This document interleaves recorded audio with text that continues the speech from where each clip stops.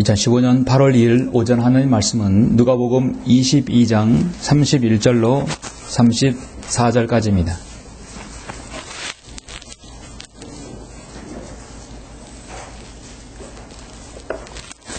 누가복음 22장 31절부터 34절 봉독해 올리겠습니다.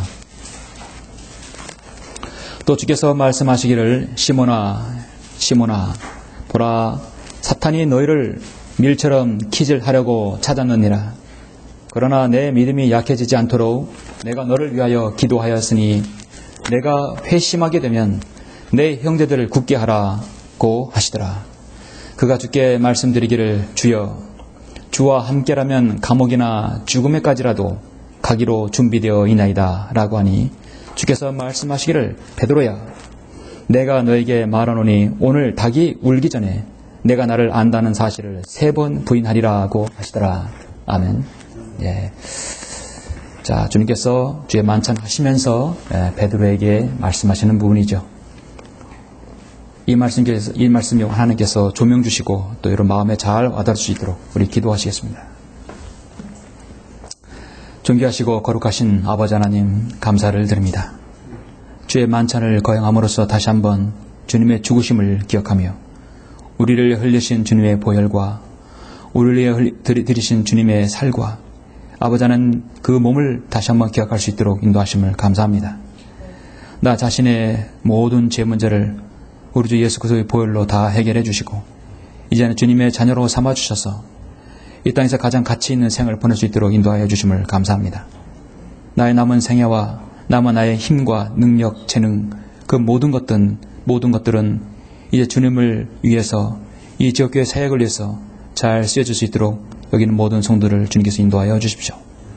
우리가 주님의 사역에 가까이 하고 또 주님과 더 밀착하려면 늘 사탄은 늘 우리의 일에 방해하고 개입하여서 우리의 믿음을 실추시키고 또 낙오하게 만듭니다.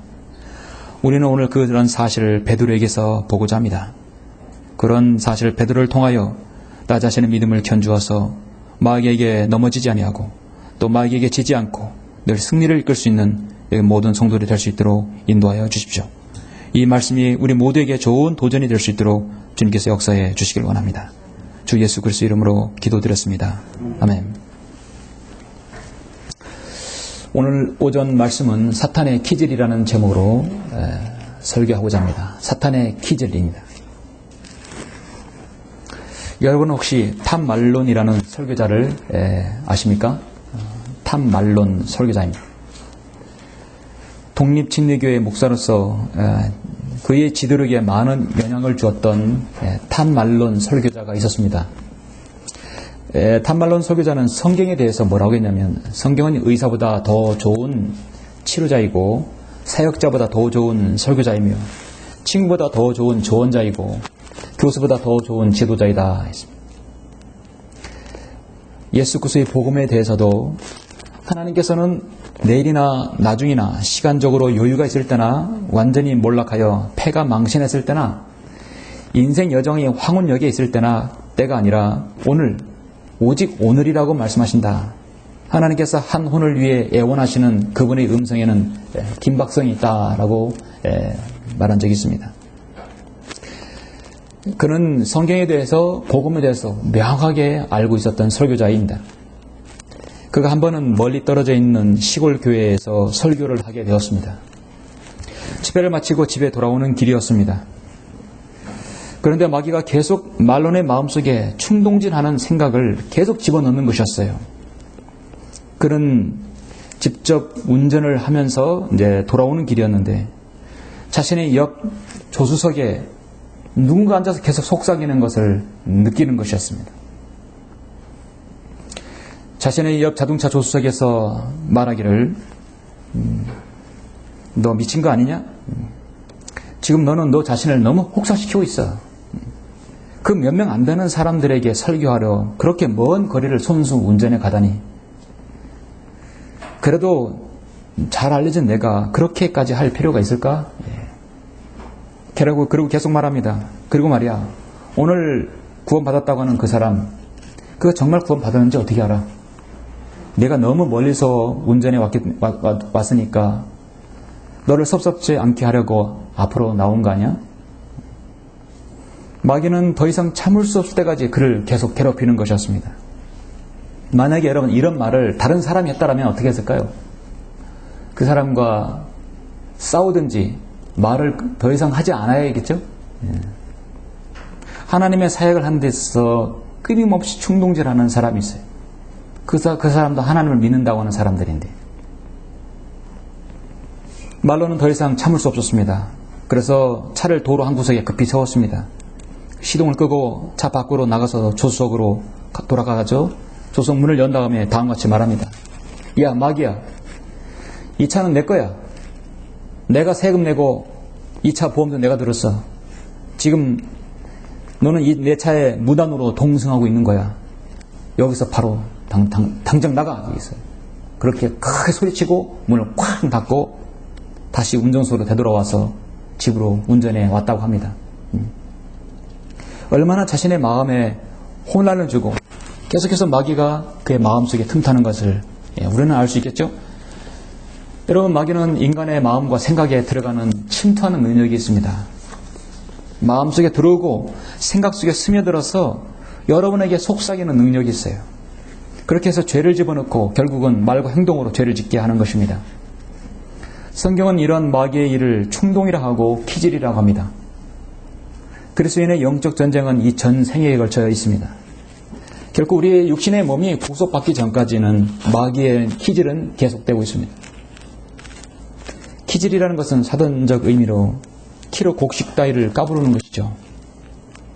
기질은 지금도 시골에 가면 이제 콩이나 이제 깨 같은 것들, 보리나 밀을 까부를 때 참깨나 돌이나 쭉정이를 골라내기 위해서 키로 까부는 것을 기질이라고 합니다. 기질이라는 말을 또 다르게 쓸 때는 어떤 일이나 감정을 부추기어서 더욱 커지게 만드는 일을 합니다. 기질이라고 하죠.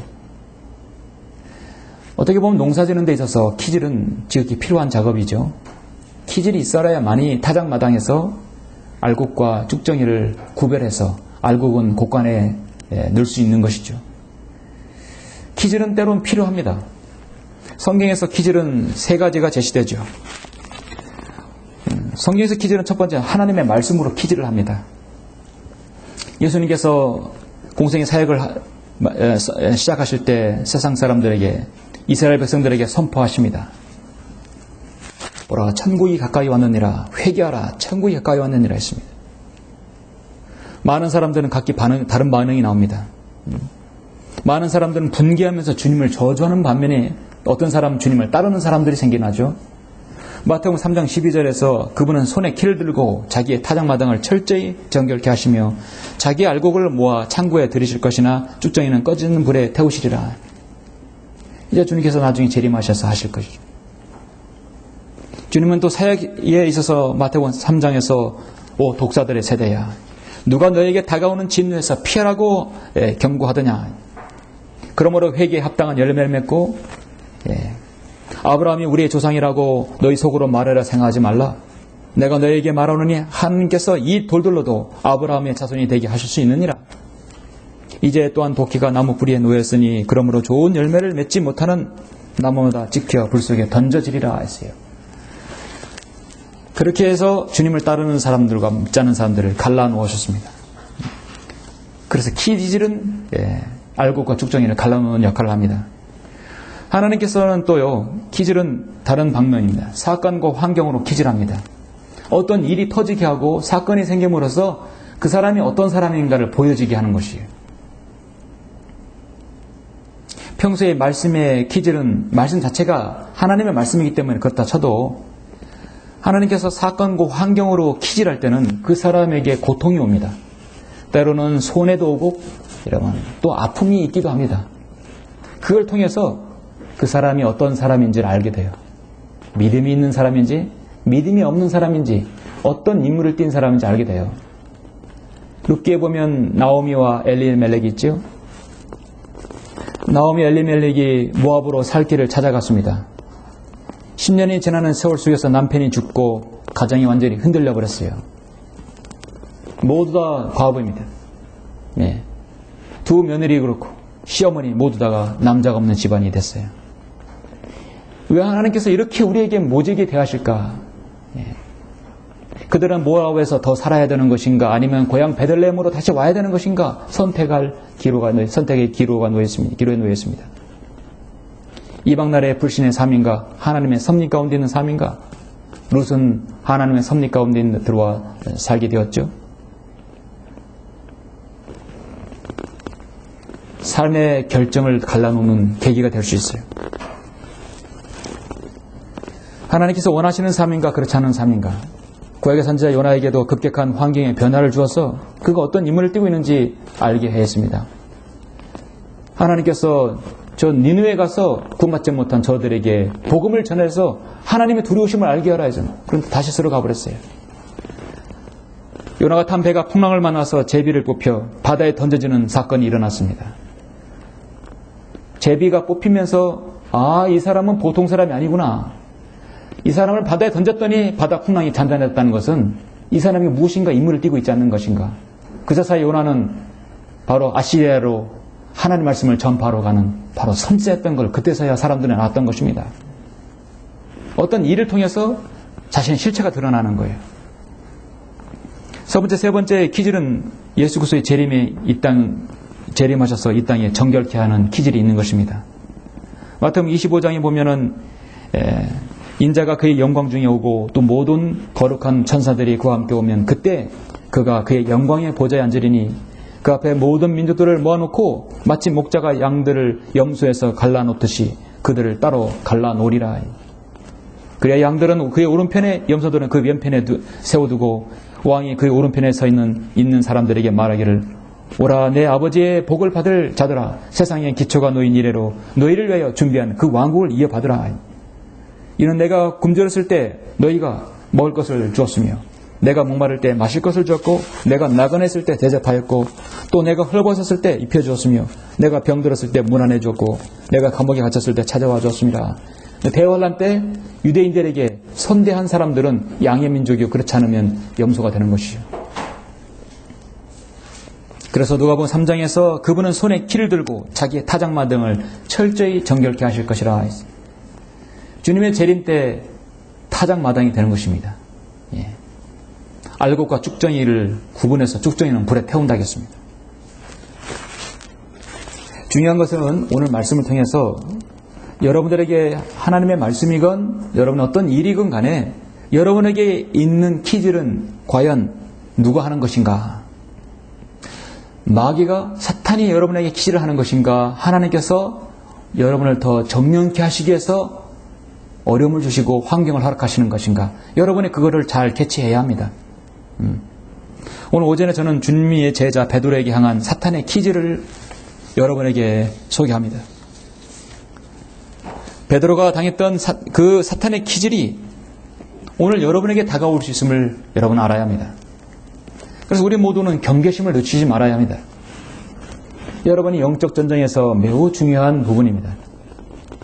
방금 봉독한 누가복음 22장은 예수 그리스도께서 지금 주의 만찬을 하시고 있는 그 장면이죠. 우리도 오늘 하나님 말씀대로 주의 만찬을 오늘 거행했습니다. 사복음서뿐만 아니라 사도행전에서까지도 사도 베드로에 대한 이야기는 항상 중심에 있습니다. 그래서 제자들 중에 베드로, 요한, 야고보 그 세 명 중에 그 중에 또 베드로가 항상 첫 번째 불리워지죠.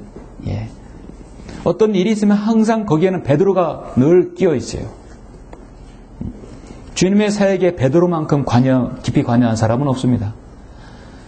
주님의 죽으심 이후 부활하신 승천하신 이후에도 사도행전에서 13장까지 계속해서 베드로는 등장합니다.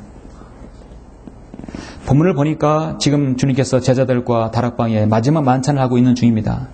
주님의 고난 당하심과 죽으심을 말씀하시며 제자들에게 권면의 말씀을 하시고 있습니다. 그런데 제자들의 모습은 지금 주님의 그 심각하고 중요한 것과는 좀 많이 상반되어 있는 걸 우리가 알 수 있습니다. 이 4절에 보니까 지금 이 중요한 장면의 시간에 또 그들 가운데 다툼이 있었으니 누가복음 22장 24절을 보시면 이는 그들 중에 누가 가장 큰 자로 여겨지는가에 대해서라. 여기서 누가 큰 자에 의해서 얘기할 것이 중요한 것이 아니죠. 주님께서는 빵을 가지고 감사를 드린 후 떼어 그들에게 주며 말씀하시를 이것은 너희를 위하여 주는 나의 몸이라. 이 잔은 나의 피로 된 새 언약이라. 너무나 중차대한 말씀하시는데 그들은 누가 더 큰 자이냐, 그걸 얘기하고 있어요.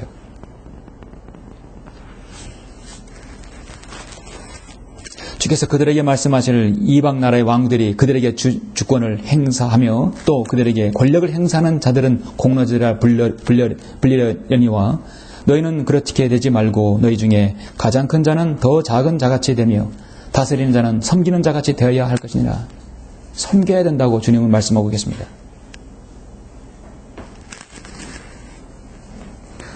저마다 과연 그러면 누가 나를 배반할 것인가? 그렇지만 보라, 나를 배반한 자의 손이 식탁 위에 나와 함께 있도다. 그랬을 때 이 가운데 분명히 12 가운데 하나는 나를 배반할 것이라고 주님 말씀하실 때 서로 자기는 아니라고 과신했던 것입니다. 저마다 주님의 곁에서 내가 얼마나 주님을 잘 따르는지 자신이 최고이다. 자신이 정말 주님을 가장 신실하게 따랐을 것이라고 자부하고 있었을 것입니다. 그러는 중에 주님께서 제자들 가운데 베드로를 지목해서 주님께서 오늘 본문에서 말씀합니다. 여러분 31절 다시 한번 보시겠습니다. 또 주께서 말씀하시기를 시몬아. 시몬은 여러분 본래 베드로의 이름이에요. 보라, 사탄이 너희를 밀처럼 키질하려고 찾았느니라. 찾았다 이세요. 그 대상을 누구를 지목했습니까? 가장 주님의 사역에 밀접하게 관계에 있고 주님의 사역에 가장 중심에 가 있는 바로 요한도 아니고 야고보도 아니고 유다가 아닌 바로 베드로였던 것입니다. 찾았어요. 그러나 내 믿음이 약해지지 않도록 내가 너를 위하여 기도하였으니 내가 회심하게 되면 내 형제들을 굳게 하라고 하시더라. 베드로의 완전한 회심은 사실 요한복음 21장에 가서야 이루어지죠. 아직은 때가 되지 않았습니다. 그가 주께 말씀드리기를 주여, 주와 함께라면 감옥이나 죽음에까지라도 가기로 준비되어 있나이다. 베드로는 그렇게 자신 있게 얘기했어요. 주님께서 시몬 베드로에게 베드로라는 작은 반석이라는 이름을 붙여주셨어요. 베드로는요, 주님께서 붙여주신 이름이에요. 복음서에서 공생에 사역하시면서 주님께서 베드로야 부르신 건 딱 한 번밖에 없습니다. 주님께서 베드로라고 이름을 지어주고 베드로야, 오늘 처음으로 주님께서 죽으시기 직전에 지금 말씀하시는 것이에요. 그리고 주님께서 부활하시고 승천하신 이후에 또 한 번 하늘에서 음성이 났죠. 베드로야, 이 파충류들 이것들을 잡아먹으라겠죠. 베드로가 크게 오해하고 있기 때문에 이방인들에겐 복음이 전파되지 않는다 생각했기 때문에 잡아먹으라고 사도행전 10장 13절에서 명명하셨어요. 그거 말고는 오늘 본문 위에 우리 주님께서는 베드로야 이름을 거명하신 적이 없어요. 베드로야.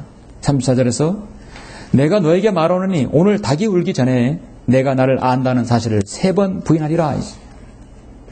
주여, 주와 함께라면 감옥이나 죽음에까지라도 가기로 준비되어 있나이다. 여러분은 주님을 잘 섬기겠다고 때론 호언장담하고 주님께 자신있게 소원 기도도 했을 것이고 또 그렇게 마음도 여러분 드셨을 것이에요. 그러나 주님은 그렇게 말씀하지 않으십니다. 그래? 그럼 그렇게 하라. 베드로야, 내가 너에게 말하노니 오늘 닭이 울기 전에 내가 나를 안다는 사실을 3번 부인하리라 했지. 베드로는 전혀 예상하지 못한 답변이었습니다. 그렇다면 베드로에게 있었던 사탄의 퀴즈는 어떤 것이 있을까요? 자, 지금부터 22장에서 사탄이 베드로를 향한 퀴즈이 시작됩니다. 퀴즈이 뭡니까? 까부르는 거지요. 베드로는 퀴즈를 당했어요. 당했다는 얘기는 베드로의 믿음과 그의 심성이 어떠했는지를 낱낱이 드러냈던 것이에요. 곡식을 까부르는 거, 여러분, 퀴즈라는 것은 알고 그 숙정이를 구별하기 위함입니다. 어떤 환경이나 어떤 사건, 또 어떤 하나님의 말씀을 통해서라도 여러분의 퀴즈를 당한다면 그건 여러분 둘 중에 하나입니다. 여러분의 믿음이 완전히 낙오되어서 타락하거나 이 교회에서, 지역교회에서 더 이상 믿음 생활하지 못하게 하는 게 있고요. 여러분의 믿음이 더 정련되어서 내가 이런 사람이었구나 스스로 여러분 발견할 수 있는 좋은 계기가 되는 것이죠. 여러분 어떤 후자를 여러분 원하시죠? 설사 여러분이 사탄에게 마귀의 퀴즈를 당하더라도 여러분의 믿음은 베드로같이 이렇게 퀴즈를 당해서 그 간절을 잃어버려서는 안 되는 것입니다. 오늘 여러분 베드로의 기질은 어떤 것인가 한번 보시겠습니다. 사탄의 기질은 어떤 것이 있는가? 첫 번째는 육신적인 행동으로 주님의 사역에 손상을 가져오게 합니다. 육신적인 행동으로 주님의 사역에 손상을 가져오게 한다. 그 뒤에 주님께서는 지금 겟세마네 동산에서 무릎을 꿇고 기도하시는 부분이 나오죠. 자, 그건 넘어가고 47절 보시겠습니다. 여러분 47절에서 51절 보시겠습니다. 주님께서 계속 기도하고 계시고 제자들을 독려하고 있습니다. 47절, 주께서 아직 말씀하고 계시는데 무리를 보라. 12 가운데 하나인 유다라 하는 자가 그들 앞서 가다가 예수께 입맞추려고 가까이 오니 예수께서 그에게 말씀하시기를 유다야 내가 입맞춤으로 인자를 배반하느냐 하시더라. 그때 주위에 있던 사람들이 일어나는 일들을 보다가 주께 말씀드리를 주여 우리가 칼로 치리까? 지금 그 앞서서 우리가 칼 2자루가 있다고 지금 그렇게 보고했었어요. 예. 우리가 칼로 치리까? 그들 중 한 사람이 대제사장의 종을 쳐서 그의 오른쪽 귀를 잘라 버리더라. 그러자 예수께서 대답하여 말씀하시를 이제 그만하라 하시고 그의 귀를 만져서 고쳐 주시니라. 자, 그 중 한 사람이 누구인가? 요한은 그게 누구인지를 기록하고 있어요. 요한복음 18장 10절에 보면 그가 누구인가? 바로 베드로였습니다. 그때 시몬 베드로가 요한복음 18장 10절에서 칼을 빼어 대제사장의 종을 쳐서 그의 오른쪽 귀를 잘라 버리더라. 그의 종의 이름은 말코더라. 시몬 베드로는 즉각적으로 주님을 보호하려고 칼을 빼서 종을 그 귀를 내리쳤어요. 여러분 귀는 여러분 어떻습니까? 너무 연약하죠? 가장 사람의 인체에서 연약한 부분일 수 있습니다. 민감한 부분이에요. 칼로 내리쳤는데 귀가 그냥 완전히 떨어져 나간 것이죠. 성경은 보니까 말씀하시기를 오른쪽 귀를 잘라버리더라서요. 귀가 뚝 땅에 떨어진 거예요. 주님께서 고치시는 방법은 무엇입니까? 그 귀를 해서 주님께서 시술을 해가지고 수술을 해서 꼬맸습니까? 안 그렇잖아요. 우리 주님은 창조 하나님이셔요. 인간의 모든 생사복, 모든 동식물, 모든 세계, 생태계를 관장하시는 분이십니다. 그대로 귀를 들어가지고 그대로 붙여주신 거예요. 이런 놀라운 일이 어디 있습니까? 주님께서 공생에 사역하신 마지막 이적이에요. 그냥 그 귀를 들어서 창조 하나님께서 그 귀를 바로 붙여주신 것이에요. 어쨌든 여러분 이 베드로의 일은 얼마나 무모한 짓입니까? 주님의 사역을 망쳐놓는 가장 육신적인 일들을 하고 있는 것입니다. 로마서 8장 5절에 육신을 따르는 사람들은 육신의 일들을 생각하나 성령을 따르는 사람들은 성령의 일들을 생각하느니라. 오전 성경 보았듯이 사람은 영적인 사람이 있고 육신적인 사람이 있죠. 육신적인 그리스도인이 있고 영적인 그리스도인이 있다. 여러분 아무리 좋은 옷을 입혀놓았더라도 동물은 동물이고 육신은 갈고 닦아도 육신은 육신입니다.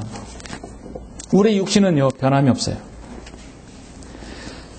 주님께서는 베드로와 제자들이 육신의 칼을 사용하지 말 것을 당부하신 것입니다. 우리 육신 안에는 선한 것이 거하지 않는다고 성경은 늘 말씀하고 있습니다.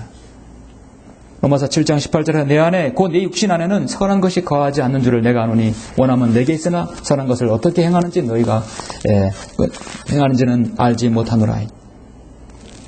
주여 주와 함께라면 감옥이나 죽음에까지도 가기로 준비되어 있나이다라고 한 사람이 왜 칼을 빼들어서 왜 종의 길을 쳤을까요? 베드로는 아직 준비가 되지 않았어요. 죽음에까지라도 가기 준비되지 않았어요.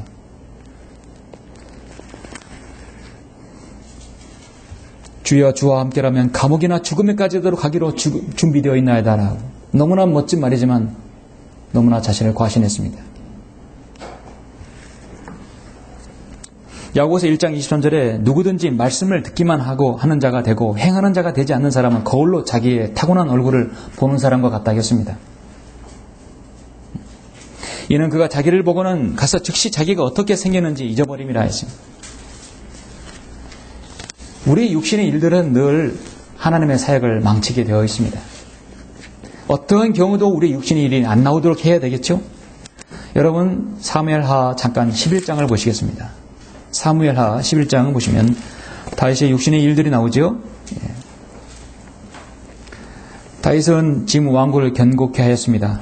이미 부하 장수들 모든 군인들은 필리스타인과 싸우러 나갔어요.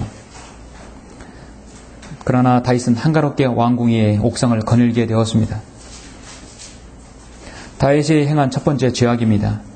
사무엘하 11장 4절까지만 보시면 그 해가 지난 후 왕들이 출전할 때가 되어 다윗의 요압과 그와 함께 한 그의 신하들과 온 이스라엘을 보내니 그들이 암몬 자손을 멸하고 랍바를 포위하니라. 그러나 다윗은 그대로 예루살렘에 머물렀더라. 다윗의 신하들과 요압과 모든 장군들은 다 전쟁에 보냈어요.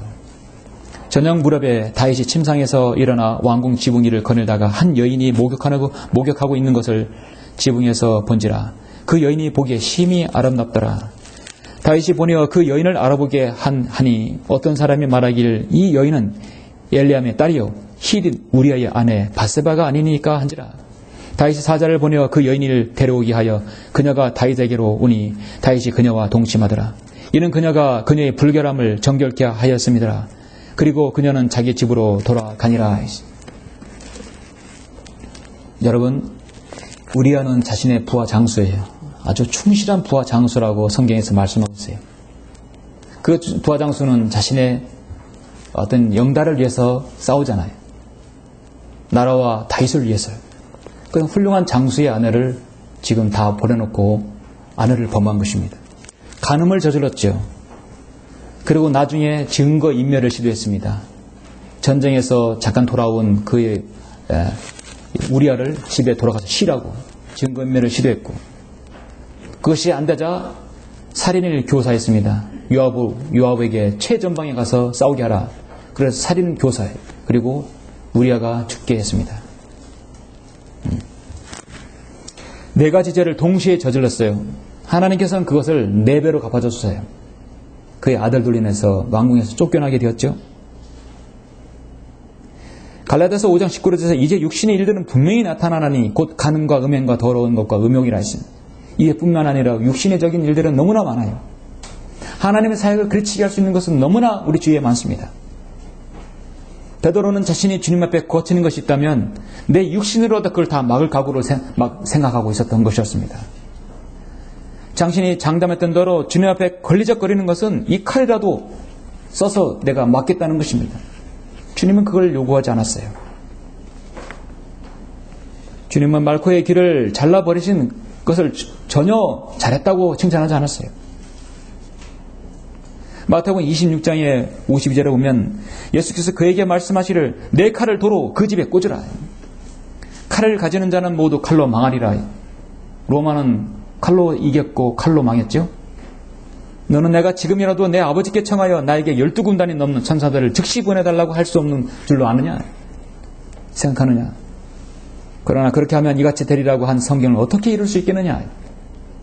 한 군단은 약 5만 명 되면 12군단이면 600만 명입니다. 60만 명입니다. 우리나라 전군에 해당하는. 그 이상도 우리 주님께서는 한 천사를 보내서 일거에 멸할 수 있어요. 주님의 초림 때 그렇게 하였다면 우리가 어떻게 주님을 그 십자가의 공로로 구원받을 수 있겠습니까? 그것은 주님께서 재림하셔서 해야 할 일입니다. 지금 때가 아닙니다. 베드로는 육신의 칼을 사용하게 되는 것은 전적으로 사탄의 기질에 의한 것이었어요. 주님의 사역을 망치게 되어 있는 것입니다.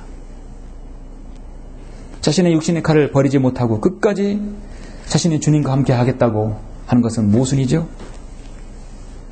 우리 자신도 얼마나 여러분 많은 부분에서 육신의 일들로 인해서 주님의 사역을 그르치게 할 수 있습니까? 주님의 사역에 지체를 가져오고 지연시키기도 하고 서로에게 상처를 내기도 합니다. 때로는 여러분 교회를 낙화시키기도 할 수 있습니다. 그래서 고린도후서 10장 4절에 보면 우리의 전쟁 무기는 육신적인 것이 아니요 오직 하나님을 통하여 견고한 요새들을 무너뜨리는 능력이라.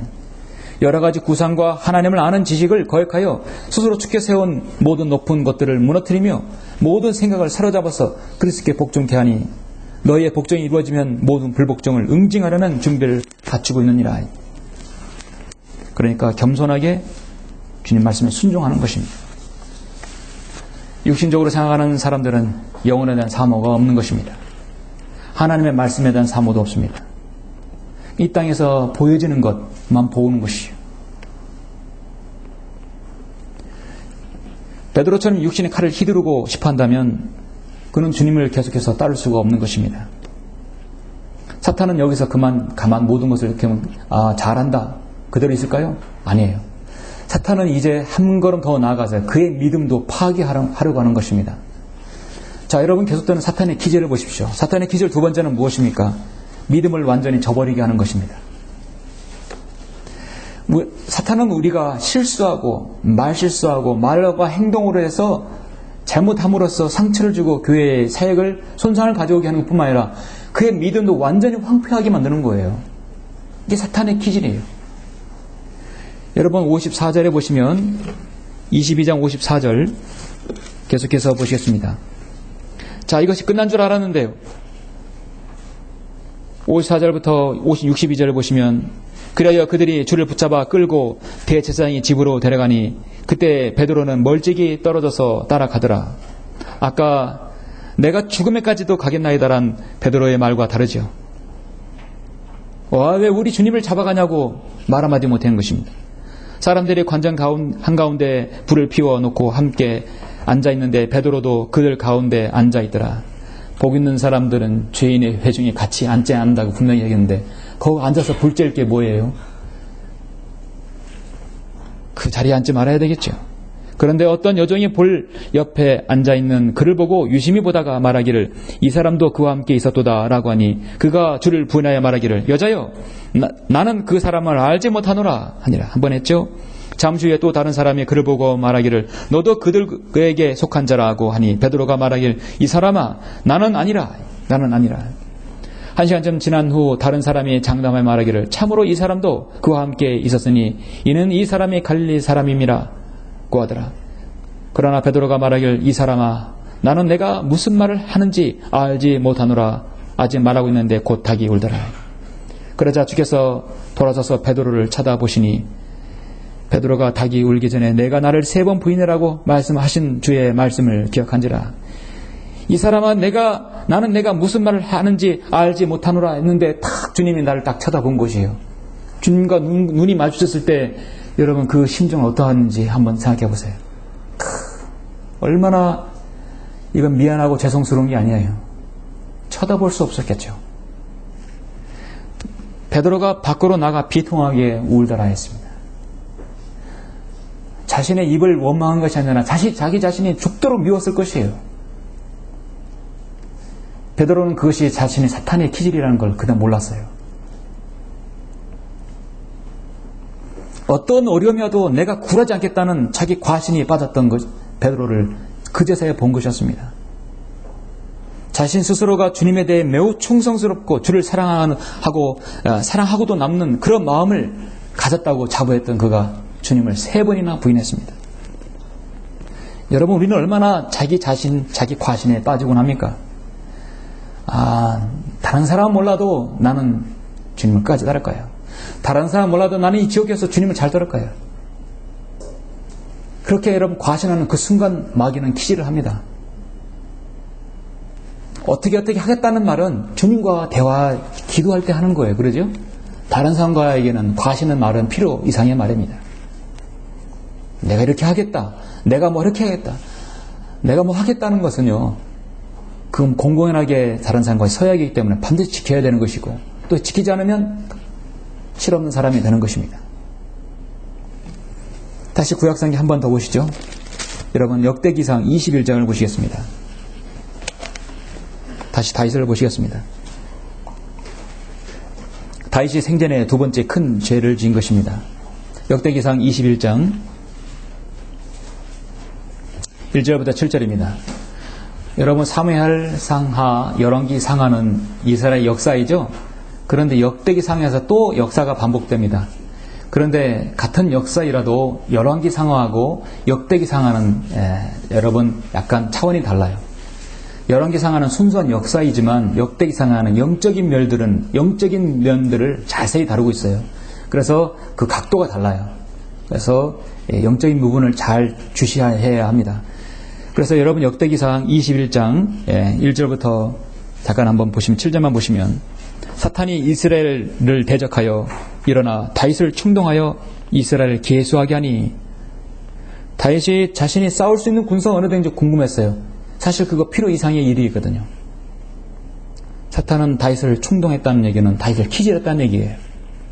다윗이 요압과 백성의 지도자들에게 말하기를 너희는 가서 브엘사바부터 단에 이르기까지 이스라엘을 계수하여 그들의 수를 내게로 가져오라. 내가 그것을 알리라. 자기 과신이죠. 베드로가 마음을 먹고던 그 마음이었습니다. 이에 요압이 대답하기를 이때 요압은 바른 생각을 가졌어요. 주께서 그의 백성을 지금보다 100배나 더 많게 하시기를 원하나이다. 그러나 내 주 왕이여 그들이 다 내 주의 신하가 아니니까 어째여 내 주께서 이 일을 명하시나이까? 어째여 왕께서 이스라엘에게 죄의 원인이 되시겠나이까 하였으나 왕의 말이 요압보다 우세하더라. 그러므로 요압이 떠나서 온 이스라엘을 두루 거쳐 예루살렘으로 왔더라. 요압의 백성의 충수를 다윗에게 주었으니 이스라엘에 칼을 뺄 수 있는 자가 모두 110만 명이요 유다에는 칼을 뺄 수 있는 자가 47만 명이더라. 그러나 요압의 레위와 베냐민은 그들 가운데 계산하지 않았으니 이는 요압이 왕의 명령을 싫어하였음이더라. 알았던 것이었어요. 7절 보시겠습니다. 하나님께서 이 일을 불쾌히 여기셨으므로 이스라엘을 치셨다.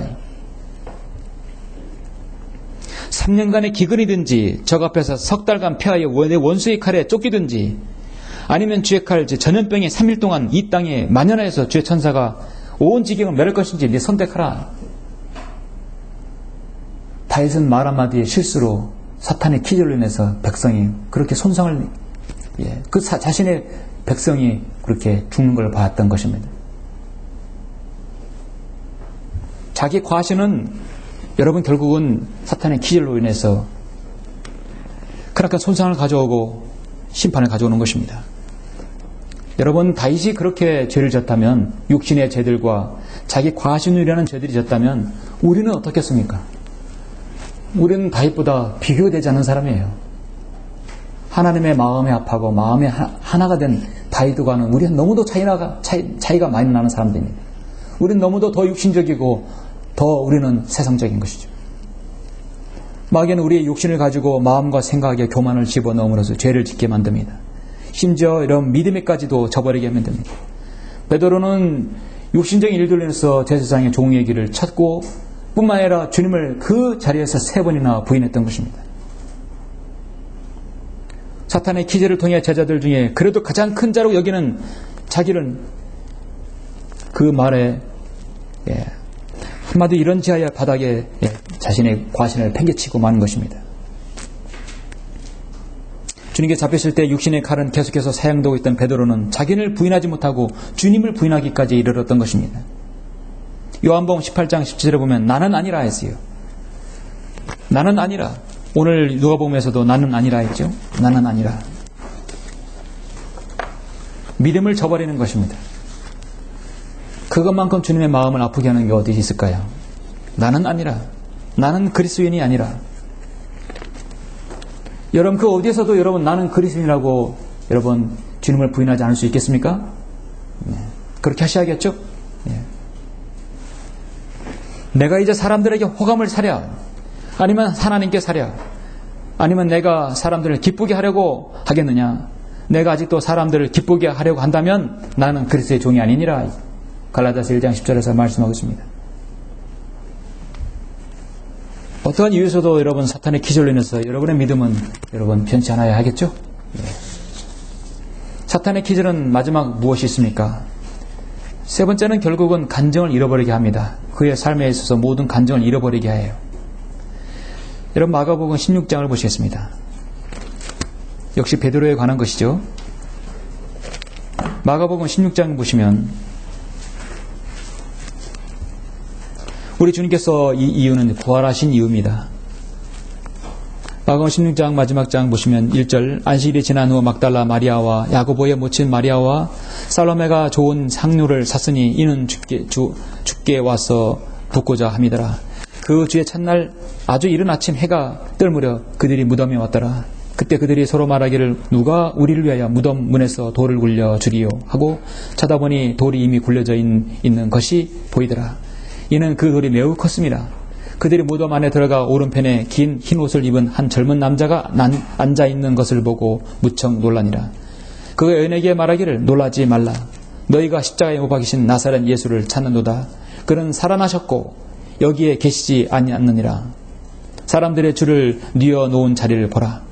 그리고 너희는 가서 주의 제자들과 베드로에게 주께서 너희보다 먼저 갈릴리로 가시리니 주께서 너희에게 말씀하신 대로 그곳에서 너희가 주를 보리라고 말하라 하니 그들이 빨리 나와 무덤에서 도망치더라. 그들은 떨리고 놀라서 누구에게도 아무것도 말하지 못하였으니 이는 그들이 무서워함이라. 지금 이 한 젊은 남자가 앉아있고 흰옷을 입은 천사가 말하기를 자, 이미 베드로는 주님의 제자에서 이미 열애가 되어버렸어요. 성경에서 단 한 번 16장 7절에서 주의 제자들과 베드로를 따로 거명하셨죠. 베드로는 일시적으로 주님의 제자에서 제외됐던 것이었습니다. 주님께서는 아예 하는 말씀을 통해서 베드로를 제쳐놓고 말씀하셨어요. 주의 제자들이라고 한다면 베드로도 포함되지요. 그런데 이미 지금 베드로는 주님을 3번이나 부인했기 때문에 제자들의 대열에서 이미 이탈한 것입니다. 간증을 잃어버린 것입니다. 우리 그리스도인이요, 간증을 잃어버리게 되면 그것에서 끝나면 그 사람 손해죠. 어떻게든 주님은요, 그 사람에게 간증을 남길 수 있는 기회를 줍니다. 간증을 남길 수 있는 기회는 본인이 그걸 캐치를 해야 합니다. 그냥 완전히 자포자기하는 것이 아니라 간증을 잃어버리면 간증을 찾을 수 있게끔 주님께서 그 기회를 마련한 것을 잡아야 돼요. 이 순간에 내가 주께서 너희보다 먼저 갈릴리로 간다 하겠어요. 왜 주님께서 갈릴리로 가셔야 할까요? 베드로를 만나기 위해서요. 그 잃어버린 간증을 주님께서 찾아주시기 위해서 간 것입니다. 여러분 계속해서 요한복음 16장을 보시겠습니다. 요한복음 21장을 보시겠습니다. 요한복음 21장 1절 보시면 지금 베드로는 뭐하고 있습니까? 주님께서 이미 부활하셨는데 21장 1절 보시면 이런 일들 후 예수께서 티베라 바닷가에서 티베라는 갈릴리 바다입니다. 다시 제자들에게 자신을 보이시니 이런 모양으로 보이시더라. 거기에는 시몬 베드로와 디두모라 하는 도마와 갈릴리 카나 사람 나다니엘과 세베대의 아들들과 주의 다른 두 제자들도 함께 있었는데 적어도 7명 이상은 다시 고기 잡으러 왔죠. 베드로의 하는 말이 무엇입니까? 언제나 여기서도 또 베드로가 중심이 되나요? 시몬 베드로가 그들에게 말하기를 나는 고기 잡으러 가노라. 나는 고기 잡으러 가노라. 나는 세상 일을 다시 하겠다는 것입니다. 하니 그들이 그에게 말하기를 우리도 너와 함께 가겠노라 하고 나가 즉시 배에 오르니라. 그들은 그날 밤 아무것도 잡지 못하더라. 주님께서 고기를 잡는 베드로에게 너희는 이제부터 사람을 낚는 어부가 되리라 하셨는데 그러겠습니다. 주님을 따랐던 그가 3번이나 부인하고 나서 그가 갔던 곳은 다시 갈릴리 바다였어요. 주님께서는 그가 갈릴리 바다로 고기 잡으러 갈 걸 알았어요. 그리고 만나러 오셨습니다. 주님은 왜 만나러 오셨을까요? 그의 잃어버린 간증을 회복시키기 위해서 왔던 것입니다. 그런데 베드로는 과거에 다시 본업으로 돌아간 것이에요.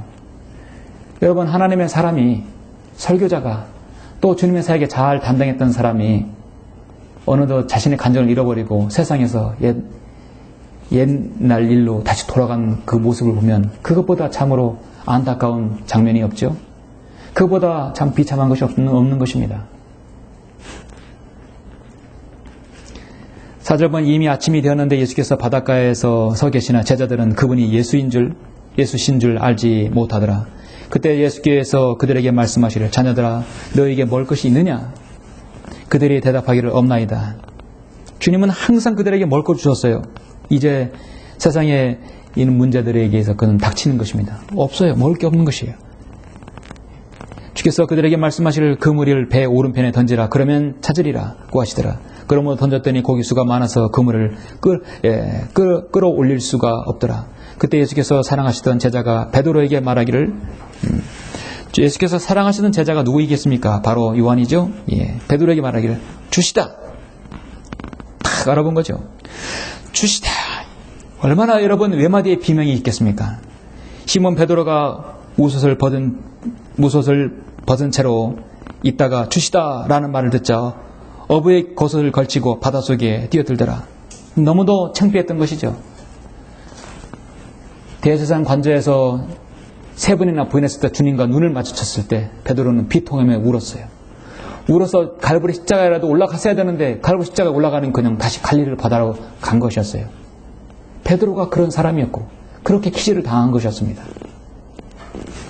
이때 주님께서 갈릴리 바다에서 베드로를 만나지 않았다면 베드로는 어떻게 그의 믿음이 회복되어서 베드로 전후서를 기록했을까요? 기록하지 못했겠죠. 어떻게 그를 거꾸로 십자가에 못 박혀서 주님의 뒤를 따랐을까요?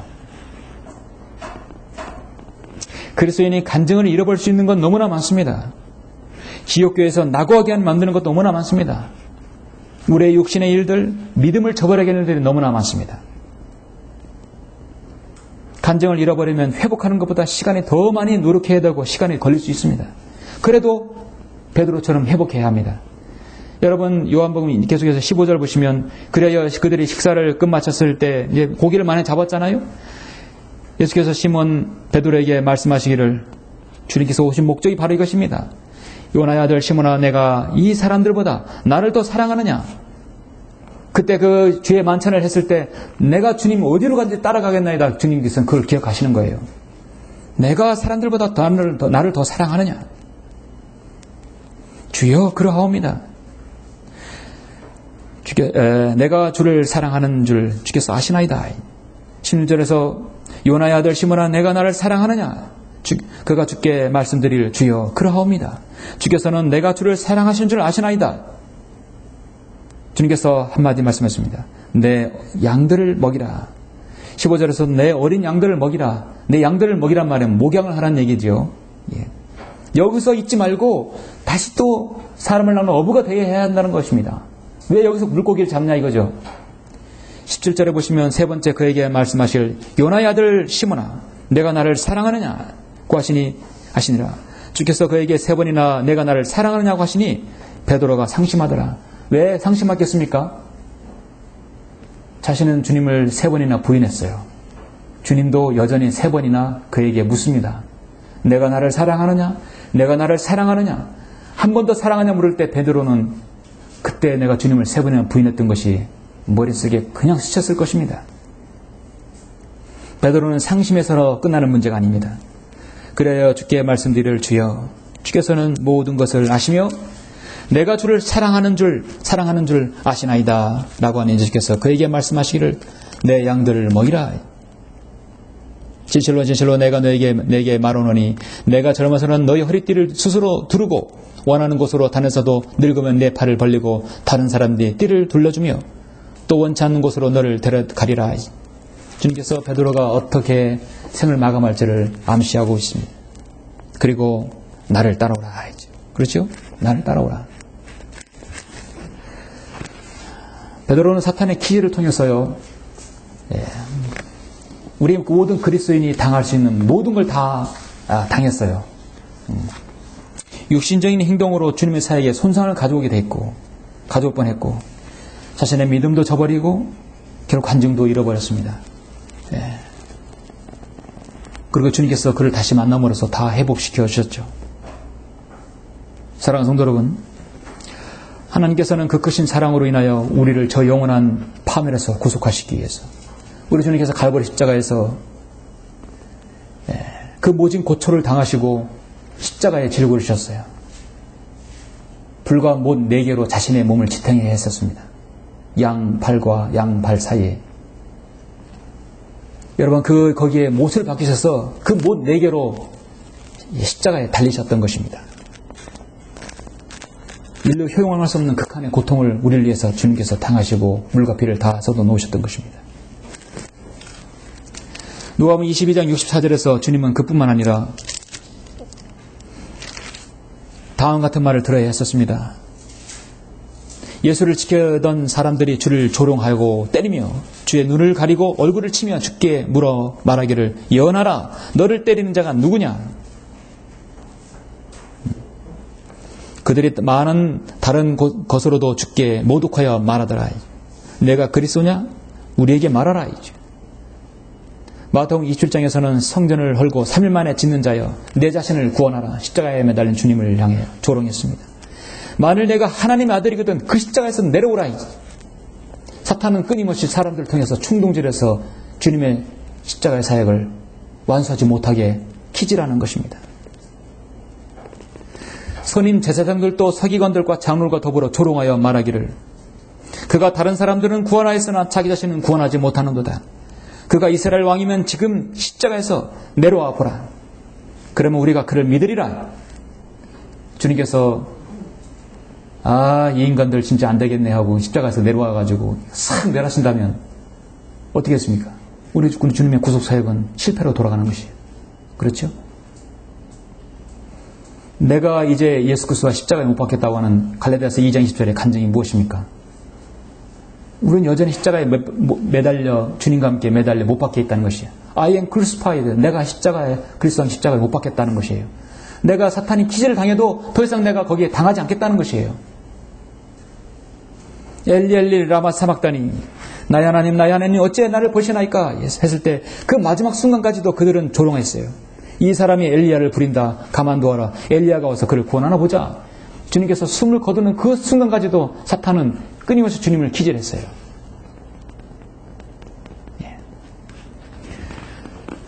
주님께서는 그 모든 시험을 여러분 이기셨죠?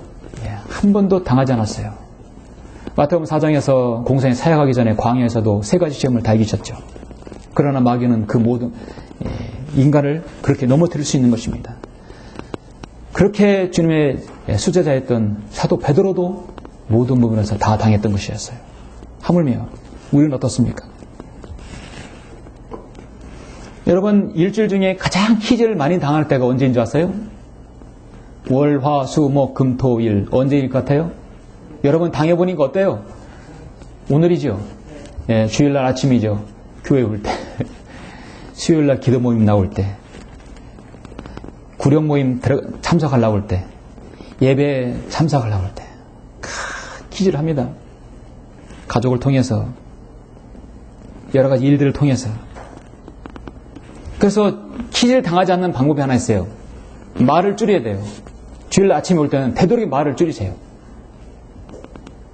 특히 가족 간에 성도에 오셔서 교제하시는 것도 좋습니다. 그러나 필요 이상의 쓸데없는 말은 안 하는 게 좋아요. 왜냐하면 오전 예배, 오후 예배 드리기 직전에까지는 여러분 내 마음의 생각 모든 것을 정결케 해야 하기 때문입니다. 필요 이상의 농담으로 인해서 상대의 마음을 상해할 수 있어요. 나는 괜찮겠지 했는데 상대방 마음에 받아들일 수 있는 건 그렇지 못할 때가 있거든요.